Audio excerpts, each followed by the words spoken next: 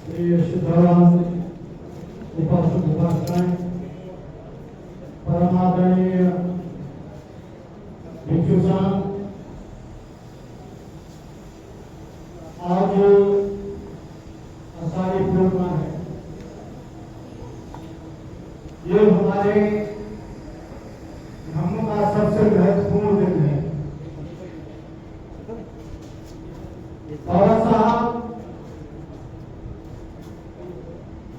अम्बेडकर ने एक बार सोचा था कि मेरे लोग पाली संस्कृत नहीं जानते, वो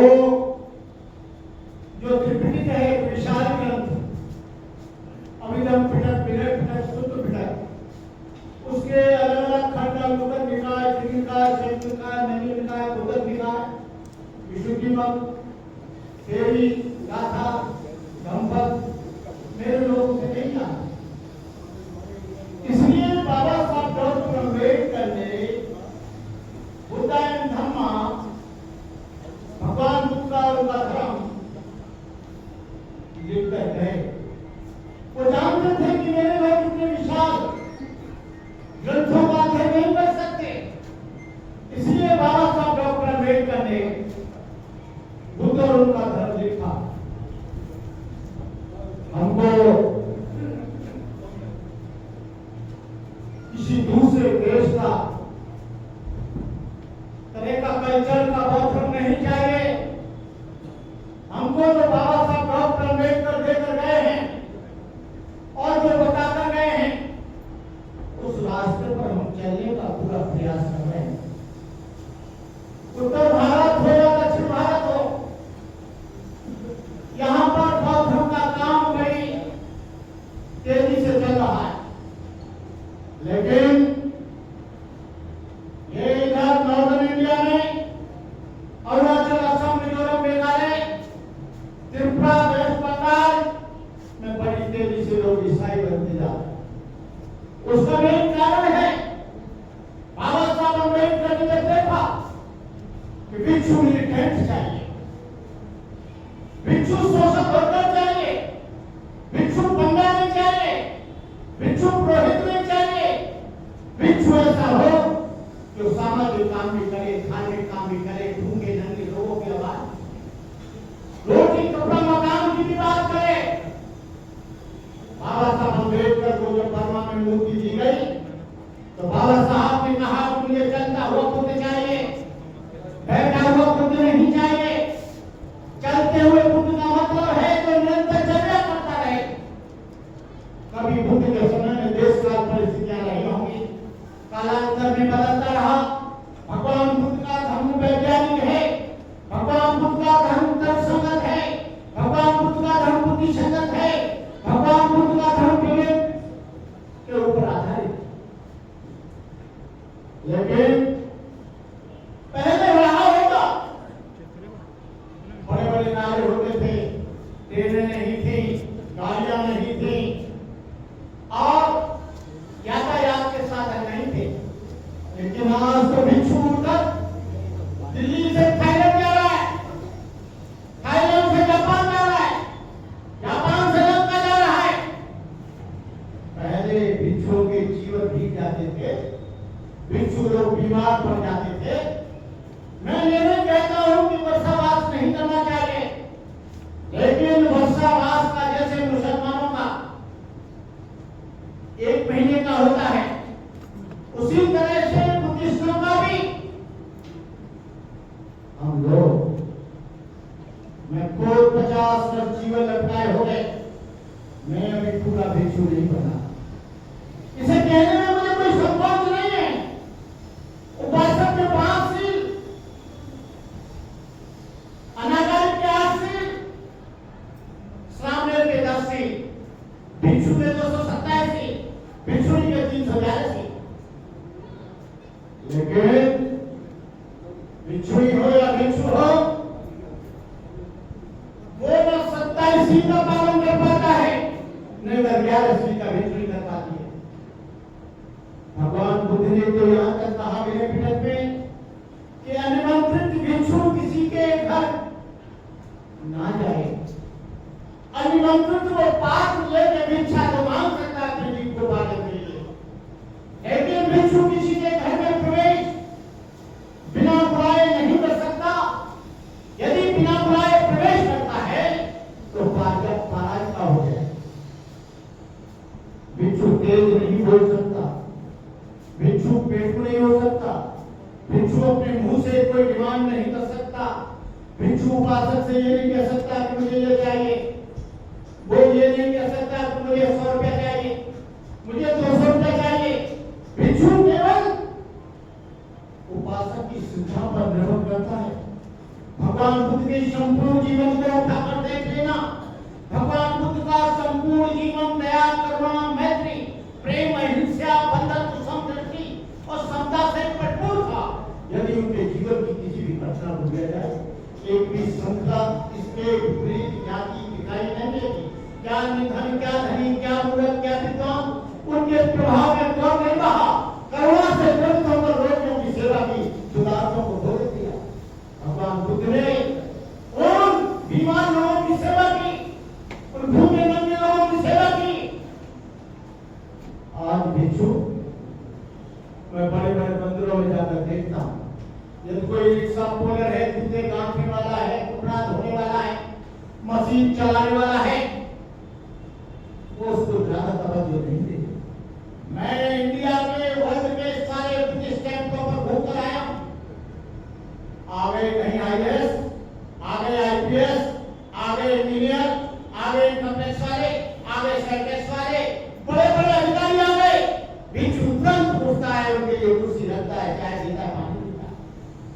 धर्म ये नहीं, धर्म तो आपके यहाँ पर समता होनी चाहिए, मानवता होनी चाहिए। आज का जो दिन है, आज के दिन भगवान बुद्ध ने जिस विधि को प्राप्त किया, दुख के निवारण की विधि को प्राप्त किया, इसी भूतल पर किया। और भगवान बुद्ध ने सारनाथ में ऋषि पतंजलि कौंडिन्य, पक्व, भक्ति, यशस्वी, महानाम पांचों को दीक्षा देकर अपना शिष्य बनाया। और 5 से संख्या 7 हुई, 7 से 1000 हुई। और भगवान बुद्ध ने कहा, ये भिक्षु एक दिशा में जाना, दूसरी दिशा में दूसरा भिक्षु मत जाना। चलत में करे चारिकम भोजन निकाय, भोजन सुखाय, वो काम को पाए। आज भिक्षु बुद्ध विहारों में पड़ा है, बुद्ध विहारों में खा रहा है। उपासक आ रहे, उपासक भोजन दे रहे हैं। भोजन देना कोई अभिशाप नहीं है, कोई गलत नहीं है, लेकिन भिक्षु का ये कर्तव्य है कि भिक्षु को रोजा नहीं निकालना चाहिए और एक बस्ती में अपना प्रवचन देना चाहिए। लेकिन भिक्षु क्या करता है, सीधा साधा खाना खा के आता है और सीधा सब फिर वापस लौट जाता है। वो साबुन मांगेगा। जब परित्राण का समय आता है, मैं उसे ब्राह्मणवाद दूसरे रूप में कहता हूँ। भिक्षु क्या करता है, तो लंबा चौड़ा चिट्ठा बना के दे देता है। 10 मीटर कपड़ा, 4 साबुन, 4 टूथपे, ये वो 5 तरह के फल, फलाना ठिकाना सब दे देता है। ये भिक्षु का काम नहीं है। जो उपासक दे दो उसे स्वीकार करो। कोई कमजोर आदमी है, गरीब आदमी है, रोजाना काम करने वाला है, क्या आप उसका अनुकंपा नहीं करेंगे? क्या उसके घर नहीं जाएंगे? क्या वो परित्राण नहीं कर पाएगा? क्या वो आपके दर्शन नहीं कर पाएगा? क्या आपके चरणों का आगमन गोपनीय नहीं कर पाएगा? ये दुनिया में जो बौद्ध धर्म फैला, भगवान बुद्ध का वो जमाना था जब छोटे छोटे नगरों से लेकर बड़ी बड़ी देहातों तक हर जनमानस को झकझोरने वाली, कभी आंधी तो कभी विश्व में पैदा करने वाली एक ध्वनि निरंतर निनादित होती रहती थी, बुद्धं शरणं गच्छामि, धम्मं शरणं गच्छामि, संघं। इस आवाज को बुलंद करने वाले कौन थे? संसार से उठे हुए जीव से उठे नहीं, जिंदगी से हारे थके लुटे पिटे लोग नहीं। आज क्या है, रिटायर हुआ, धंधे बन जाओ, बुढ़ा हो गया, धंधे बन जाओ, टांग टूट गई, धंधे बन जाओ, आंख फूट गई, धंधे बन जाओ। जिंदगी भर उन्होंने पे बर्बाद कर होया। अब समाज उन्हें भेजना, अपने पोते को बनाओ, अपने बेटे को बनाओ, अपने नाती को बनाओ, अपने युवाओं को बनाइए। आनंद कौशल ने एक बार मुझे कहा था, 1980 की बात है, 40 साल। मैंने कहा भंते आप ये गाथा पढ़ते हैं बार बार, यो हवे धैर्यो भिक्षु यो यकी बुध शास्त्रे सोमं लोकं पभासेति अभावुतो चंद्रमा। बोले कर्माकर, जब कोई तरुण भिक्षु बुद्ध शासन में रत होता है तो वो ऐसे प्रकाशित होता है जैसे बादलों से मुक्त चंद्रमा। उसका ब्रह्मचर्य, उसकी ऊर्जा, उसका काम, उसका अध्ययन, उसका चरित्र, उसका शील जब निकल कर आता है तो लोग उसे सब प्रणाम करते हैं। आज युवा भिक्षु की जरूरत है, आज नौजवान की जरूरत है जो समाज को, मैं 18 साल की एज में बहुत भिक्षु बना, मैं हाथरस के पास का रहने वाला हूँ। आज भी मुझे 25, 30 साल पुराने लोग मिले। ये लोग बौद्ध धर्म में, आपको बताता हूँ मैं जो मैंने अध्ययन किया है, बौद्ध धर्म में इंटरनल जातिवाद घुस गया है। ये भगवा बौद्ध, ये चकमा बौद्ध, ये जाटव बौद्ध, ये ब्राह्मण बौद्ध, ये धोबी बौद्ध, ये खटीक बौद्ध, ये साकी बौद्ध। 7 किलो मुझे कहने में कोई एतबार नहीं। साकी समाज का भिक्षु जब उसे पता चलता है कि ही इज बिलोंग टू चिरुता SC ST, they don't want to give him. लेकिन बाबा साहब ने कहा था self respect is more important than mental gain और स्ट्रगल फॉर सेल्फ रेस्पेक्ट। हमने वो धर्म को सीखा, आत्मसम्मान के लिए किया, स्वाभिमान के लिए किया, हमने लोगों के कल्याण के लिए किया। भगवान बुद्ध का धर्म कोई एक जाति के लिए नहीं है, कोई एक धर्म के लिए नहीं है, कोई एक धर्म के लिए नहीं है। भगवान बुद्ध का धर्म, भगवान बुद्ध का संघ सचमुच एक समुद्र था। उसमें राजा महाराजाओं के समुद्र थे, राजकुमार युवराज थे, दैत्य क्षत्रियों सरदार थे, ब्राह्मण थे, चांडाल थे, शूद्र वैश्य थे, अंगुलीमाल जैसे लोग थे जो डांगे डालता, निरपराधी लोगों का खून करता। अम्रपाल का श्रीनगर बधू थी जिसकी एक ही कदम पर राजा रोमिंदो लाखों रुपया न्यौछावर करते थे। सुभाष का पोते का मांस खाता, स्वाति मछेरा था, नंद गोला था, धनिया कुमार जाति से आया था, सुबैया गौता शमशान से आया था, यशवीर व्यापारी का बेटा था, दुर्गा पैसे की लड़की थी, पूर्णदासा पुत्री थी, चांपा शिकारी की लड़की थी, उपाली नायक था, महाका से ब्राह्मण था, सुनील पांडी था जिसने आहारत प्राप्त किया। भगवान बुद्ध, बाबा साहब से पूछा गया क्या बुद्धिज्म से इतने अभिभूत, इतने इंटरसिव, इतने प्रभावित क्यों हुए? बाबा साहब ने कहा पत्रकारों से कि भगवान बुद्ध का एक प्रकरण मुझे याद आता है कि बाबा वहां पर राजकुमार युवराजों की दीक्षा हो रही है, सब मुड़ाकर बैठे हैं, वहां एक झाड़ू लगाता है जिसको वाल्मीकि कहते हैं, श्रीमद कहते हैं, वो झाड़ू लगा रहा है, बार बार छूट जाता है, बार बार झाड़ू लगाता है, भगवान बुद्ध का प्रवचन सुनता है, बार बार दीवार की ओर में चला जाता है। भगवान बुद्ध की करुणा में नजर पहुंची। भगवान बुद्ध ने कहा देखो आनंद, ये कौन है, इसको बुलाओ। उसको बुलाया, उससे कहा क्यों डरते हो? बोले ये लोग जो बैठे ब्राह्मण क्षत्रिय वैश्य, ये सब लोग हमको अंधेर मानते हैं, हमको शूद्र मानते हैं, हमको नीच मानते हैं। भगवान बुद्ध ने कहा तू भिक्षु बनेगा? उसने कहा हाँ बन जाऊंगा। जब उसका आनंद से कहा आनंद इसका मुंडन करो, मुंडन कराया, बोले कपड़े चिमन उसके हाथ में दो, और जब उसकी दीक्षा होने लगी तो राजकुमार युवराजों ने कहा नहीं पहले हमारी दीक्षा होगी, इसकी दीक्षा क्यों होगी, ये छोटी जाति का है। भगवान बुद्ध ने कहा मैं उसी को तो आज समाप्त करना चाहता हूँ, ये बुद्धि से भी छोटा है, काम से भी छोटा है, अनपढ़ है, उम्र में भी छोटा है। भगवान बुद्ध ने पहले उसको दीक्षा दी और फिर राजकुमारों को दी। और भगवान बुद्ध ने कहा कि राजकुमार युवराजों तुम्हारा जीवन आज से शुरू होता है, ये तुमसे श्रेष्ठ है, तुम कनिष्ठ हो, तुम इसको नमस्कार करो। भगवान बुद्ध ने उसको नमस्कार करा। मैं इस सारी पूर्णिमा के उपलक्ष्य आपसे कहना चाहूंगा कि आरएसएस आज बुद्धिज्म को पूरा खत्म करने के लिए तैयार है। वो मुसलमान से नहीं घबराती कि उनको हम अल्लाह है, वो किसी और से नहीं घबराती, वहां ईश्वर आत्मा परमात्मा है। लेकिन बुद्धिज्म में कोई याचना नहीं, बुद्धिज्म कोई झाड़ फूक का धर्म नहीं है, बुद्धिज्म गंदा ताबीज का धर्म नहीं है, बुद्धिज्म कोई पत्थर दिखाने का धर्म नहीं है,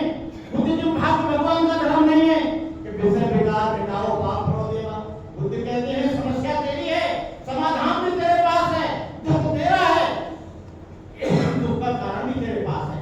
समस्या तुम्हारी है, समाधान कहीं तुम ढूंढ रहे हो। समस्या तुम्हारी है, उसका कहीं दूसरी। बीमार तुम हो, दवाई किसी और को दे रहे हो। बुद्ध कहते हैं बीमार भी तुम हो, दवाई भी तुमको खानी पड़ेगी। कारण तुम्हारा है, दुख का कारण खोज भी तुमको करनी पड़ेगी। बुद्ध कहते हैं कि मैं मार्ग दाता हूँ, मोक्ष दाता नहीं हूँ। बुद्ध के सामने कितनी भी अगरबत्ती मोमबत्ती लगाना, बुद्ध के कितनी भी माला डालना, बुद्ध का कितना भी जाप करना, बुद्ध के कितने भी मंत्र पढ़ना, लेकिन जब तक बुद्ध के मार्ग को आप नहीं अपनाएंगे, बुद्धिज्म का जो अष्टांगिक मार्ग है, जो बुद्धिज्म का सत्य का मार्ग है, जो बुद्धिज्म का पंचशील का मार्ग है, जो बुद्धिज्म का आदर्श का मार्ग है, जो बुद्धिज्म का नैतिकता का मार्ग है, उसको जब तक आप नहीं अपनाएंगे तब तक आपका कल्याण नहीं होगा। लोग बहुत से लोग विचारक आते थे, भगवान बुद्ध से कहा यहाँ पर बड़ी डाली वाले कल आए थे, परसों यहाँ पर एक बहुत बड़ी माला डालकर आए थे, एक और आए थे बहुत लठधारी आए थे। उन्होंने कहा यहाँ पर बहुत से लोग आते हैं और जाते हैं, फलाहारी बाबा भी आए थे, हम किसकी बात माने, हम लोग छोटी बुद्धि है। तो भगवान बुद्ध ने कहा किसी बात को इसलिए स्वीकार मत कर लेना कि ग्रंथों में लिखी है, किसी बात को इसलिए मत मान लेना कि लोग उसका समर्थन कर रहे हैं, किसी बात को इसलिए मत मान लेना कि कोई दाढ़ी वाले बाबा कह रहे हैं, किसी बात को इसलिए मत मान लेना कोई बहुत बड़े प्रोफेसर कह रहे हैं, किसी बात को इसलिए मत मान लेना कोई बहुत बड़े त्यागी कह रहे हैं, किसी बात को इसलिए मत मान लेना कोई चिंता वाले बाबा कह रहे हैं, किसी बात को इसलिए मत मान लेना कोई लखधारी कह रहे हैं। बोले फिर क्या माने? बोले किसी बात को इसलिए मान लो कि वो बुद्धि और तरक्की कसौटी पर खरीद ले और वैज्ञानिक दृष्टि से सत्य हो। सत्य न पुराना होता है न नया होता है, सत्य न तुम्हारा होता है न मेरा होता है, सत्य तो सत्य है। और जब सत्य के आधार पर बुद्धि और विवेक दे, प्रज्ञा से जो बात सही है, तुम्हारे लिए भी कल्याणकारी है, मेरे लिए भी कल्याणकारी है, उस बात को मान लेना। तुम किसी बात को इसलिए भी मत मान लेना कि बुद्ध कह रहे हैं। इतना बड़ा चैलेंज किसी ने नहीं किया। भगवान बुद्ध की धरती आज जहां बुद्ध ने बुद्ध प्राप्त किया था, करा रही है, उस पर पंडित पुजारियों का हमने मूवमेंट चलाया था। भारतीय बौद्ध भाषा को सबको मालूम है, 30 साल चलाया था। बॉम्बे से लेकर बुद्ध गया तक बंदे कोरोना पर बुलेट गाड़ी से गया, लेकिन किसी कारण वो नहीं हो पाया। अब दोबारा मूवमेंट शुरू हो रहा है। 17 सितंबर को 5 लाख लोग इकट्ठे हो रहे हैं पटना में। आप सभी लोगों को हम आमंत्रित करते हैं, आप उस कार्यक्रम में आए। और बुद्ध की भूमि, हमने कहा है गवर्नमेंट से कि मस्जिद में मैनेजमेंट मुसलमानों का होता है, चर्च में मैनेजमेंट ईसाइयों का होता है, और जैन धर्म में उसमें जैनियों का होता है, लेकिन हमारा मैनेजमेंट क्यों नहीं, इसमें हिंदू क्यों? कितने हिंदू मंदिरों में हम लोग उस मैनेजमेंट में शामिल हैं। यदि तुम हमारे मंदिर में रहना चाहते हो तो तिरुपति वाले मंदिर में हम भी रहेंगे, वैष्णो देवी वाले में हम भी रहेंगे, हम भी भगवान बुद्ध की पूजा करेंगे। तुम यहाँ क्यों आते हो? ये बहुत बड़ा संघर्ष है, हजारों वर्ष हो गए, लेकिन वो स्वतंत्र नहीं हुआ है। मैं आप लोगों से इस मंच के माध्यम से, बुद्ध सोसाइटी ऑफ इंडिया के माध्यम से मैं आपसे निवेदन करूंगा कि 17 सितंबर को आप लोग पटना पहुंचेगा। गांधी मैदान में 5 लाख लोगों का हमने आह्वान किया है। लेकिन आपको बता दूं, आपके बड़ी खुशी की बात है कि हिमालयन लोगों से शुरू कर रहे हैं। पहले हम लोगों ने शुरू किया था, महाराष्ट्र और उत्तर प्रदेश के लोगों ने, लेकिन अब हिमालयन लोग का मतलब है नेपाल के लोग, काठमांडू के लोग, आपके लेह लद्दाख के लोग, अरुणाचल असम के लोग, मिजोरम के लोग, और तमाम जो हिमालय का लगा हुआ है वो सारे लोग तैयार होकर वो लोग काम कर रहे हैं। आप लोग इसमें भागीदारी करें। मैं इन्हीं शब्दों के साथ आप सब लोगों के लिए मंगल कामनाएं, शुभकामनाएं, आपका जीवन आपको बधाई।